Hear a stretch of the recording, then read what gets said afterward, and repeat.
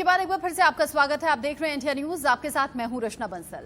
आज हम आपको भारत की तैयारी दिखा रहे हैं, भारत का शौर्य दिखा रहे हैं और बता रहे हैं कि कैसे एलएसी पर भारत ने चीन को हर तरफ से घेरने की पूरी तैयारी कर ली है और इसके लिए अब भारत को अमेरिका का भी साथ मिला है। अमेरिका ने अपने 2 घातक सबमरीन भारत भेजे हैं जो कि किसी भी देश को तबाह करने की क्षमता रखते हैं। साथ ही भारत ने रुद्रम मिसाइल का सफल परीक्षण किया है। रुद्रम मिसाइल का परीक्षण सुखोई एयरक्राफ्ट से किया गया है। रुद्रम पहली स्वदेशी एंटी रेडिएशन मिसाइल है जिसे डीआरडीओ ने वायुसेना के लिए तैयार किया है। ये तो हुई भारत की चीन के खिलाफ तैयारी। हम आपको सीधा लिए चलेंगे लेह, जहां और क्या कुछ तैयारी है भारतीय सेना की और कैसे मुस्तैद है 24 घंटे, ये बताएंगे इंडिया न्यूज के editor strategic and external affairs Ashish Singh.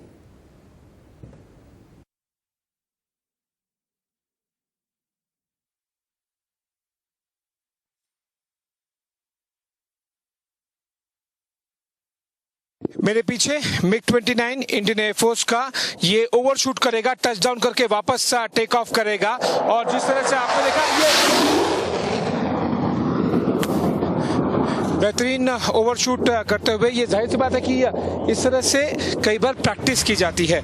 जो ये रनवे है आपको दिखाई दे रहा है लेह एयरबेस का, इस पर फाइटर जेट्स टेक ऑफ और लैंड तो रूटीन तरीके से करते हैं, लेकिन अगर आप देखें कि टचडाउन करके वापस लिफ्ट ऑफ, इसका मतलब है कि जो ओवरशूट करना होता है, इसका मतलब है कि पायलट्स कई बार प्रैक्टिस कर रहे हैं इस तरह की सिचुएशन को हैंडल करने का।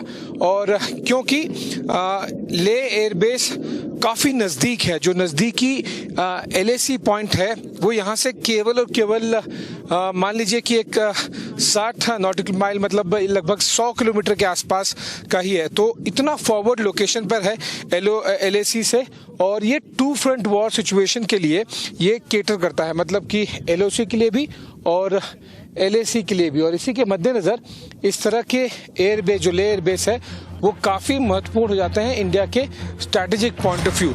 अगर आपको एक जेनरिक अंदाज़ा मैं अपने कैमरामैन को कहूँगा कि थोड़ा पैन करके हमको दिखाएं, जिस तरह फाइटर जेट गया जिस तरफ, वो एरिया है जहाँ पर हमें इस डायरेक्शन में आपको जो पैंगोंग सो लेक है वो है, उससे थोड़ा सा लेफ्ट में अगर हम आएंगे तो फिर आपको गैल्वन एरिया दिखाई देगा, जो कि सबसे नज़दीकी एरिया है एलएसी का ले एयरबेस से। उससे थोड़ा सा लेफ्ट जाएंगे तो आपको जो ऊंची पहाड़ियाँ दिखाई दे रही हैं ऊपर टॉप पर, वो खारदुंगला पास है। दुनिया का सबसे ऊंचा मोटरेबल रोड वहीं पर है। और अगर हम थोड़ा सा और लेफ्ट में आएंगे तो यहाँ पर कारगिल और द्रास की तरफ वाला डायरेक्शन है। और साथ ही साथ अगर हम और थोड़ा सा लेफ्ट में आएंगे, आपको पैन करेंगे, तो ये जो डायरेक्शन है ये जोजिला पास, बेसिकली एलओसी वाला एरिया है। तो ये एक वो एयरबेस है जो कि Indian Air Force chief air chief marshal R K. Bhadauria ने कहा था कि 2 फ्रंट वॉर सिचुएशन के लिए तैयार होने की ज़रूरत और तैयार होने की बात उन्होंने कही थी। ये ऐसे समय में अगर 2 फ्रंट वॉर होगा तो दोनों ही दुश्मनों के लिए, पाकिस्तान के लिए भी और चीन के लिए भी, एलओसी के लिए भी, एलएसी के लिए भी, इस तरह के जो एयरबेस है जो काफ़ी फॉरवर्ड एरियाज़ में है, जैसे कि मैंने बताया कि केवल 100 किलोमीटर ही दूर है यहाँ से एलएसी, ये बहुत ही महत्व रखता है और इसीलिए इस तरह के एयरबेसेस का काफ़ी ख्याल रखा जाता है।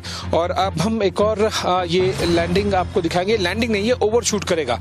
हमें जिस तरह से एटीसी से इंफॉर्मेशन मिली है और ये उसी प्रैक्टिस का नतीजा है। ये देखिए कि किस तरह से MiG-29 के टचडाउन करके ये वापस टेक ऑफ करता हुआ रनवे की तरफ बढ़ा, लेकिन जमीन को छुआ नहीं और तुरंत वापस टेक ऑफ कर गया। ये गर्जना आपके विश्वास को और बढ़ाती होगी कि किस तरह से भारतीय वायुसेना पूरी तरह से तैयार है और तैनात है। जाहिर सी बात है, इनका एक मकसद है कि जब यहाँ से टेक ऑफ करें तो चीनी वायुसेना के रडार में वो ब्लिप कर जाए, वो सिग्नेचर दे जाए कि उन्हें पता चल जाए कि हम कितने तैयार हैं और कितने तैनात हैं। साथ ही साथ इस तरह के कई फाइटर जेट्स किसी भी समय में हवा में होते हैं कि अगर समझे कि चीनी वायुसेना ने भारतीय एयर स्पेस में आने की कोशिश किया, किसी तरह का अटैक का प्लान उन्होंने बनाया या मनूवर किया या एक्शन किया, तो हमारे एयरक्राफ्ट ऑलरेडी ये सारे के सारे एयरक्राफ्ट लोडेड होते हैं वेपन्स के साथ में, मिसाइल्स के साथ में। इसका मतलब साफ है कि जब भी जरूरत पड़े तो तुरंत चीनी वायुसेना के किसी भी एयरक्राफ्ट को हवा में ही वो मिसाइल दागकर एंगेज कर सकें, या फिर अगर उन्होंने हमारी आर्मी के बेसिस पर अटैक किया तो उन्हें वापस चीनी वायुसेना को अपने एयर स्पेस में जाने के लिए समय न मिले। इसीलिए इस तरह से बहुत सारे टेक ऑफ्स और लैंडिंग्स और ओवरशूट किए जाते हैं एयरफोर्स द्वारा, ताकि लगातार भारतीय जो एयर स्पेस है उसमें हमारी प्रेजेंस बनी रहे और इस बात का अंदाज़ा चीन को भी हमेशा लगा रहे। और ये पिछले 6 महीने से लगातार किया जा रहा है, पहले भी किया जाता रहा था लेकिन 6 महीने से और बढ़ा दिया गया है, और अगले 6 महीने भी और इसी तरह से बढ़ी हुई तादाद में बहुत ज़्यादा टेक ऑफ्स और लैंडिंग्स होगी।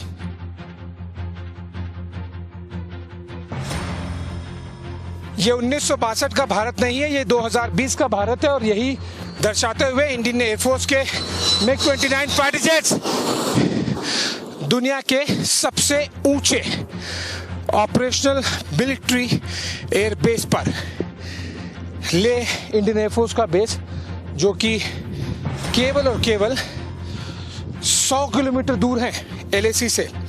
और आपको बता दें कि ये एक वो एयरबेस है जो टू फ्रंट सिचुएशन के लिए पाकिस्तान, चाइना, LOC, LAC सबके लिए बेहतरीन तरीके से हैंडल करते हैं सिचुएशन। और आपको साथ ही बता दें कि जब ले एयरबेस पर इंटेंसिटी और फ्रीक्वेंसी फाइटर जेट्स की, हेलीकॉप्टर्स की, ट्रांसपोर्ट एयरक्राफ्ट की बढ़ जाए, इसका मतलब साफ है कि फॉरवर्ड एरियाज में हमारी तैनाती बहुत ज़्यादा है, चाहे वो असला बारूद हो या फिर हमारे जवान और अफसर हों इंडियन आर्मी और इंडियन एयरफोर्स के। इसी के मद्देनजर जितने ज़्यादा लोग सामने के एरिया में, फॉरवर्ड एरियाज में डिप्लॉयड होंगे, उतने ज़्यादा सप्लाई की ज़रूरत होगी।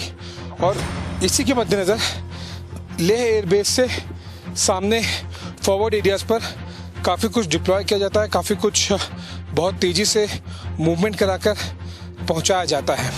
तो ये 1962 का भारत नहीं, ये 2020 का भारत है। ये चीन को अब तक समझ में आ गया होगा, क्योंकि भारत पीछे हटा नहीं, एक भी कदम पीछे हटाया नहीं। चाहे गैल्वन इंसिडेंट हो, पैंगोंग सो लेक हो, हमने उन्हें पूरी तरह से आंख दिखाकर वहीं पर डटे रहे, खड़े रहे। और पिछले कुछ महीनों में तो हमने आधे दर्जन से ज़्यादा नए जो हाइट से वहाँ पर पहाड़ियाँ हैं उनको भी कैप्चर कर लिया है। तो इसका मतलब साफ है कि जब तक चीनी सेना को वहाँ तैनात रहना है वो रहे। भारतीय थल सेना और भारतीय वायुसेना भी पूरी तरह से तैयार रहेगी और तैनात रहेगी, और जब भी ज़रूरत पड़ेगी भारत चीन को मुंह तोड़ जवाब देगा। लेह से आपने देखा भारत किस तरीके से तैयार है चीन को धूल चटाने के लिए, पूरी कमर कस ली है। आने वाले वक्त में सर्दी और बढ़ जाएगी, कैसे विपरीत परिस्थितियों में सेना मुस्तैदी के साथ देश की रक्षा कर रही है। देखिए editor strategic affairs Ashish Singh की रिपोर्ट। ले इंडियन एयरफोर्स बेस पे हैं, रनवे से कुछ मीटर से दूर, और ये आप देख सकते हैं कि एक बड़ा जंबो ट्रांसपोर्ट एयरक्राफ्ट लैंड करते हुए, और ये जस्ट टच डाउन किया।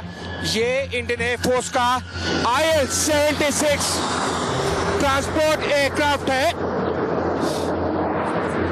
ये सबसे बेहतरीन और सबसे बड़े ट्रांसपोर्ट एयरक्राफ्ट में से एक है IL-76। सुबह सुबह ये सूर्य की पहली किरण के साथ में यहाँ पर लैंडिंग और टेक ऑफ का सिलसिला शुरू हो जाता है। जैसे ही हम यहाँ पर पहुंचे, हमें तुरंत हेड्सअप दे दिया गया कि ट्रांसपोर्ट एयरक्राफ्ट, हेलीकॉप्टर और साथ ही साथ फाइटर जेट्स सारे के सारे एक साथ लैंड करते हैं और सीक्वेंस में लैंड करते हैं ऑब्वियसली। और ये बहुत कम विंडो होता है क्योंकि ले एयरबेस, अगर मेरे कैमरामैन जिस पैन करके आपको दिखा सके, हम स्टैटिक एयरक्राफ्ट नहीं दिखाएंगे लेकिन आपको बाकी इलाका दिखाने की कोशिश करेंगे किस तरह से यहाँ पर काफ़ी ज़्यादा ठंड होती है। यहाँ पर चिनूक हैं, अपाचे हैं, ALH है और भी जितने इंडियन आर्मी एविएशन के और इंडियन एयरफोर्स के एयरक्राफ्ट हों, ये सारे के सारे यहाँ से टेक ऑफ और लैंडिंग करते हैं। टेम्परेचर यहाँ पर ऑलरेडी माइनस में जाना शुरू हो गया है। अभी तो केवल ठंड की शुरुआत है। यहाँ पर टेम्परेचर माइनस में -10, -20 तक और आगे जो फॉरवर्ड एरियाज हैं, गैल्वन हो, पैंगोंग सो लेक हो, वहाँ पर तो -30, -40 तक टेम्परेचर चला जाता है। ऐसे में बहुत महत्वपूर्ण हो जाता है ये जो ट्रांसपोर्ट एयरक्राफ्ट होते हैं, जो अभी ठीक हमारे पीछे रनवे पर लैंड किए। ये IL-76 एयरक्राफ्ट था जो कि मैं कहूँगा कि जो बड़े ट्रांसपोर्ट एयरक्राफ्ट हैं उनमें से एक है। ऐसे में बहुत महत्वपूर्ण हो जाता है जो टेम्परेचर्स की मैं बात कर रहा था कि किस तरह से जो फॉरवर्ड एरियाज में पोस्ट ट्रूप्स हैं हमारे, अधिकतर इंडियन आर्मी के, पर कुछ पोस्ट इंडियन एयरफोर्स के भी हैं, उन्हें किस तरह से सप्लाईज ऑन रखी जाए, उन्हें असला बारूद, खाने पीने का सामान और साथ ही साथ जो उनके कपड़े और बाकी जो रोज़मर्रा की चीज़ें होती हैं वो आप किस तरह से डेली प्रोवाइड कर सकें। इसीलिए इस तरह के ट्रांसपोर्ट एयरक्राफ्ट का बहुत ज़्यादा इस्तेमाल ठंडी में बढ़ जाता है, ताकि जो स्टॉकिंग है, जितना ज़्यादा सामान आप भर के रख सकें उतना ज़्यादा बेहतर होता है। क्योंकि ये केवल 2 या 3 महीने बात नहीं है, आराम से आप मान के चलिए कि 5 महीने लगभग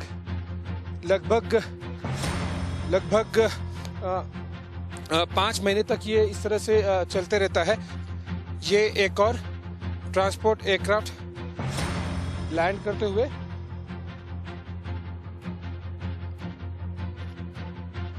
और ये टच डाउन कर लिया।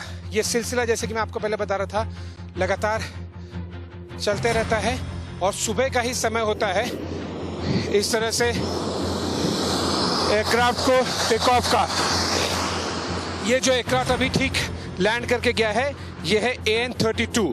इसे इंडियन एयरफोर्स का वर्क हॉर्स भी कहते हैं, मतलब कि एक वो एयरक्राफ्ट, एक वो एसेट जो बहुत ज़्यादा इस्तेमाल किया जाता है दोनों दिशाओं से। जो आपने में इससे पहले IL-76 देखा वो एक तरफ से लैंड कर रहा था मेरे ठीक दाईं तरफ से, और जो AN-32 अभी लैंड किया है ये मेरी बाईं तरफ से लैंड किया।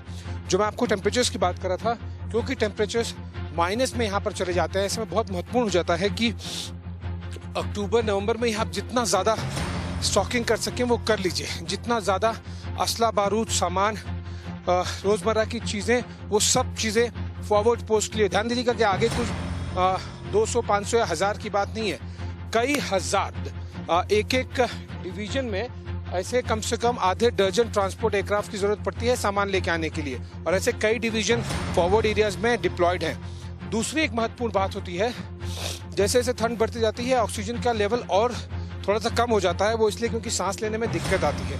मुझे भी यहाँ पर मुझे 2 दिन हो गए हैं, एक्लिमेटाइज किया है मैंने, दवाइयाँ ली हैं ताकि जो ऑक्सीजन है खून में वो बहुत बेहतरीन तरीके से जल्द से जल्द बढ़ाया जा सके।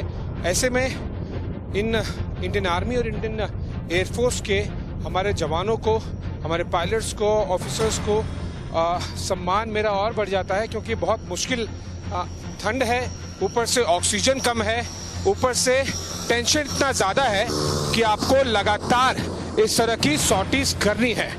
तो ये जाहिर सी बात है, दर्शाता है कि अब समय ऐसा हो गया है पिछले 5-6 महीने के लगातार भारत चीन तनाव के बीच में कि अब न रुका जा सकता है, अब न थमा जा सकता है। और जो कुछ अब शुरू हो गया है उसे कम से कम अगले 6 महीने और कंटिन्यू रखा जाएगा, चाहे वो डिप्लॉयमेंट हो, चाहे वो ट्रांसपोर्टेशन हो, चाहे असला बारूद हो। इन सब का सिलसिला जो शुरू हुआ 6 महीने पहले, वो कम से कम 6 महीने बाद भी लगातार बना रहेगा। लेह में ग्राउंड जीरो पर पहुंचे आशीष सिंह की इस रिपोर्ट से आपको ये जरूर मालूम हो गया होगा कि चीन से किसी भी तरीके से कम अब भारत की तैयारी नहीं है। और हाँ, 1962 वाला भारत समझने की भूल चीन अब बिल्कुल नहीं करेगा। पिछले 4 महीने से एलएसी पर तनाव की स्थिति बनी हुई है। ऐसे में हिंदुस्तान की तरफ से अपनी तैयारी पूरी है। जल, थल, नभ तीनों ही सेनाएं पूरी तरह से मुस्तैद भी हैं, तैयार भी हैं। रक्षा मंत्री, प्रधानमंत्री बार बार कह चुके हैं कि हमारी सेना पूरी तरह से सक्षम है। इसी बीच लेह पहुंचे हैं editor strategic and external affair Ashish Singh, जो पल पल का अपडेट भी बता रहे हैं। साथ ही साथ एलएसी पर तैनात भारतीय वायुसेना के ऑफिसर्स से बातचीत भी की है। आप भी सुनिए। पिछले लगभग 6 महीने से भारतीय और चीनी सेनाएं आमने सामने हैं और विशेष तौर पर एयरफोर्स ने अपनी पूरी तैयारी और तैनाती कर दी है। जब हम एयरफोर्स की बात करें तो एक महत्वपूर्ण हिस्सा होता है, वो होता है एयर डिफेंस का। चीनी वायुसेना का एयर डिफेंस कैसा है, कितना तैयार किया गया है और साथ ही साथ भारतीय वायुसेना कितनी तैयार है, वो समझने के लिए हमारे साथ में ले एयर बेस पर स्क्वाड्रन लीडर पूनम गुलिया जुड़ गई हैं। स्क्वाड्रन लीडर गुलिया जी, आपसे समझना चाहता हूँ क्योंकि air chief marshal R K. Bhadauria ji ने कहा था कि चाइनीज़ एयर डिफेंस उन्होंने बहुत तेज़ी से और बहुत बेहतर तरीके से डिप्लॉय कर दिया है। मैं आपसे समझना चाहूँगा कि क्या इंडियन एयरफोर्स के एयर डिफेंस सिस्टम्स भी हमने पूरी तरह से तैयार कर दिए हैं, तैनात कर दिए हैं और हम भी क्या उन्हें टैकल कर सकते हैं, हमारा एयर डिफेंस सिस्टम उनके फाइटर्स को टैकल कर सकते हैं? जैसा कि चीफ ने कहा है वो एकदम सही कहा है। मैं आपको बस ये बताना चाहती हूँ कि जैसे चाइनीज़ की एयर डिफेंस तैनात है एलएसी पे, हमारी भी तैयारी में कोई कमी नहीं है। हमारे पास जो हमारे इक्विपमेंट्स हैं, एडी इक्विपमेंट्स हैं, हमने भी वो डिप्लॉय करे हुए हैं यहाँ पे।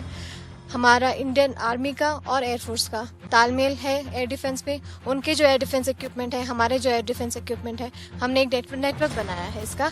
तो हमारी भी पूरी तैयारी है उनके वहाँ जवाब देने के लिए।